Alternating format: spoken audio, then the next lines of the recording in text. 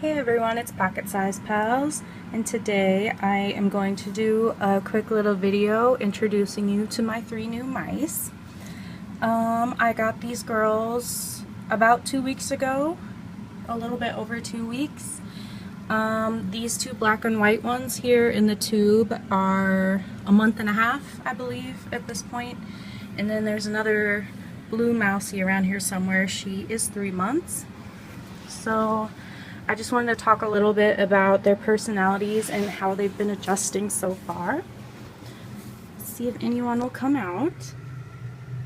Hi, girlies. This girl here is Miss Eliza.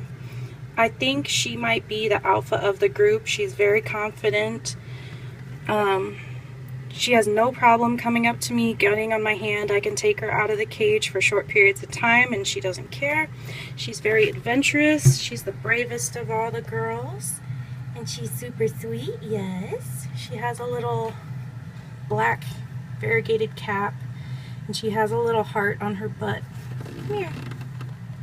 No, she doesn't want to show her butt. Hi, Missy. I just cleaned out their cage, so they're not really sure if they want to be picked up right now. Yeah. Anyways, that's Miss Ellie. She's super sweet. This is her sister, Peggy. She is definitely a very skittish mouse. She's just gotten to the point where she'll come up to me and walk a little on my hand. She's very food motivated, so she's always going to check to see if I have a treat, but when I don't have treats, she usually loses interest pretty quickly. I picked her up just once out of the cage and she did not like it at all, so we're not quite to that point yet.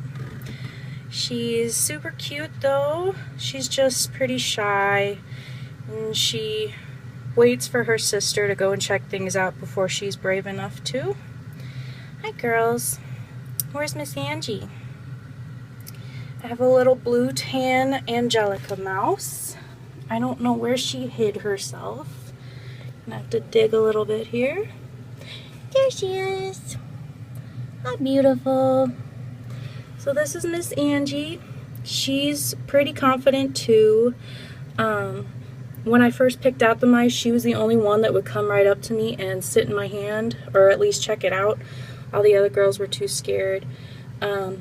But yeah, she was the first one. She was taming pretty quickly, but then she did get an upper respiratory infection, so she wasn't feeling well, and I had to take her to the vet and kind of force handle her, which she didn't enjoy, so that kind of set us back a little bit, but she's still really inquisitive. She'll also come and check to see if I have treats.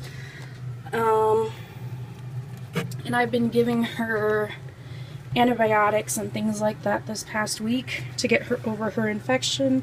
She's been taking those pretty okay. But yeah, she's not a huge fan of me just yet. She's still trying to figure out what my motive is in taming her.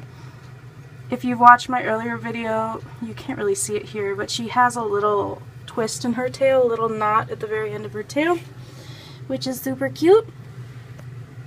So yeah, she just got over that infection. She's still a little sneezy, but she has 3 more days on Baytro. But she's done with her, the anti-inflammatories. She's done with those for now. So she's feeling much, much better. I switched them to some fleece bedding here, you can see.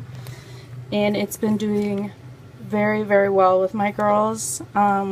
I originally had them on KT Clean and Cozy, which is what my gerbils are on. It's this white fluff. That's what they were using. And I could see the fluff in their fur. And little Angie was just constantly sneezing and I felt really bad for her. So mice in general are very prone to respiratory infections and problems like that, so I figured as small amount of dust as possible would be best. So I chose fleece and it's been working amazingly. I just switched it like I said, and I didn't quite cut enough. I only cut enough for about half the cage, but I'm gonna see if this works because I really like having all this on a flat plane and not having to worry about all that fleece over here. So if this works out, which I hope it will stay this way. But if they seem to want to drag this kind of everywhere, then I'll just cut up more fleece for them. But as of right now, they just have the cut up stuff over here so they can burrow around and things like that, which you saw Angie already did. She made a little nest back there in the corner already. So we'll see how this works. The only other thing I really wanted to talk about is how I got my mice, because I did get my mice from a breeder, which some people may have a problem with.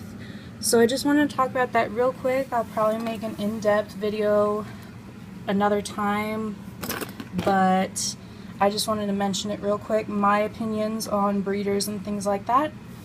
I absolutely agree that you should adopt, don't shop. There are tons of animals in adoption, up for adoption, in rescues, in shelters, in foster homes that need permanent loving families. So of course I would say adopt those guys. The only rescue around me that has mice for adoption had one single boy up for adoption, and I knew I wanted girls. So that is why I personally turned to a breeder. But however, I don't think that rodent breeders are necessarily a bad thing. I agree there are definitely bad rodent breeders out there who will just breed them for food or breed them for money and try to sell them and all that stuff. If you see anyone selling animals online for a profit, then they are not good breeders. But if there are actual breeders out there who are breeding for temperament and health and things like that, I think those are very important in the rodent world, because so many small pets are still so ill-bred because they're so new to domestication, and they have a lot of health problems, a lot of temperament problems, which you'll see if you ever get a pet from a pet store. They're going to have such bad breeding that they might make good pets, but the chances of finding a good pet is probably 1 in 10 in a pet shop.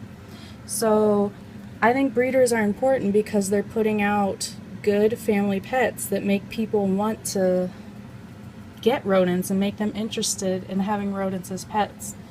So I do think that breeders are important, but again, I always would say adopt, don't shop. But if you do have to shop, make sure you find a good breeder. Never buy from a pet store. If you adopt from a pet store, like they're giving animals away for free, then that's fine. But if you buy from a pet store, your money goes straight to the breeding mills that pet came from, and you're promoting breeding mills, which we all know are horrible, horrible things. So yeah, that's all I really wanted to mention. I'm sorry my girls just kind of went back to sleep here, but you did get to see a little of them, and you'll be seeing a lot more of them soon. I will see you next time. Bye!